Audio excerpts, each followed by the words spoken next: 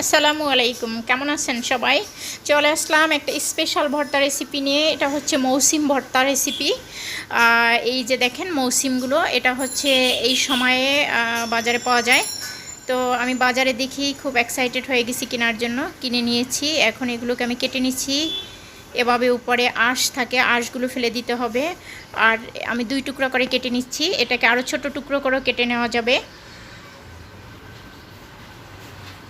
আর সব সময় এগুলো একটু কচি দেখে কিনতে হবে, মানে বাজার থেকে একটু বেছে বেছে নিতে হবে, কারণ এগুলো বেশি একটু শক্ত হয়ে গেলে ভর্তাটা বেশি টেস্টি হয় না, বা রান্না করলেও মজা লাগে না। এগুলো আসলে ভর্তাই বেশি খাওয়া হয়, আর রান্নার থেকে ভর্তাটাই বেশি টেস্টি হয়।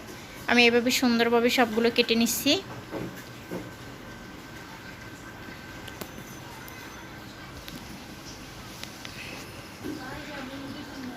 একদম হোটেল স্টাইলে মৌসিম ভর্তাটা হবে।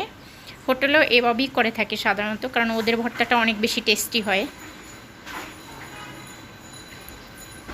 এই ভর্তাগুলো বেশি ট্যুরিজম প্লেসে পাওয়া যায়।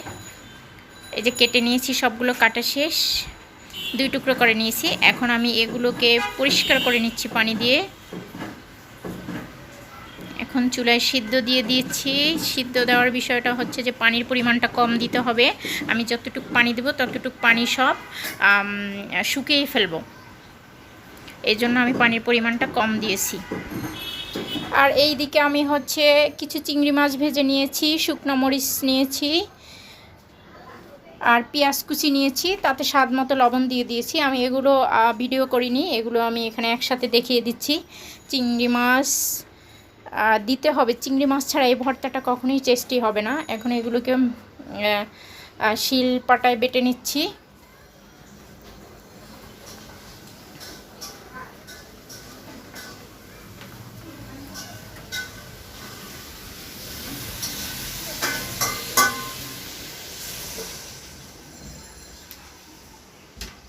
একবার বাটা হয়ে গেছে, এগুলো আমি একবার হালকা হালকা করে বেটে নিছি।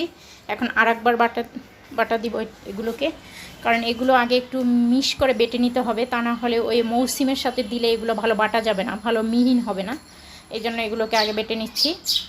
ভর্তা মানেই অনেক মজা, ভর্তা মানেই অনেক স্বাদ, ভর্তা মানেই একটা অন্যরকম অনুভূতি কাজ করে। যেদিন ভর্তা বানানো হয় সেদিন তো অবশ্যই ভাত পাতিলে সব পরিষ্কার হয়ে যায়, পাতিলে ভাত থাকে না বললেই চলে। এখন আমি এই যে সিমগুলো সিদ্ধ করার পরে কীরকম একটা কালার হয়েছে, এই সিমগুলো এই মৌসিমগুলো আমি এখন দিয়ে দিচ্ছি। আর এর মধ্যে এরকম বাটার সময় কিছু আঁশ বের হতে পারে, এরকম সাদা সাদা, এগুলোকে আমি এরকম বেছে বেছে ফেলে দিব।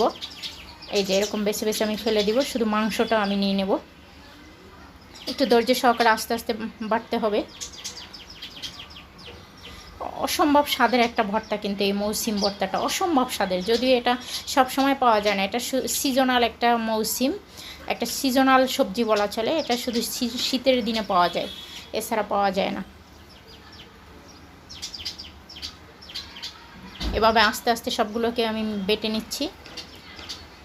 আগে আমি মরিচ, পেঁয়াজ আর চিংড়ি মাছটা বেটে নিয়েছি, তারপরে আমি এই যে মৌসিমগুলো বেটে নিলাম। এখন সবগুলোকে একসাথে মিক্সড করে একটা বাটা দিব।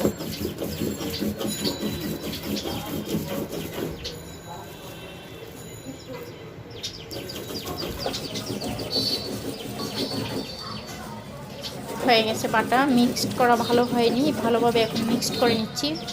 শিল পাটাতেই মিক্সড করে নেব, হাত দিয়ে অত মিক্সড করার দরকার নেই। কিছু একটু হাত দিয়ে মিক্সড করতেছি। এই যে কত সুন্দর কালার হয়ে গেছে। আমি এখানে শুকনো লাল মরিচ নিয়েছিলাম, তাই জন্য কালার অনেক সুন্দর হয়েছে। দর্শক, আজকে এ পর্যন্ত। সবাই ভালো থাকবেন, আবার নতুন কোনো রেসিপি নিয়ে দেখা হবে। আল্লাহ হাফেজ।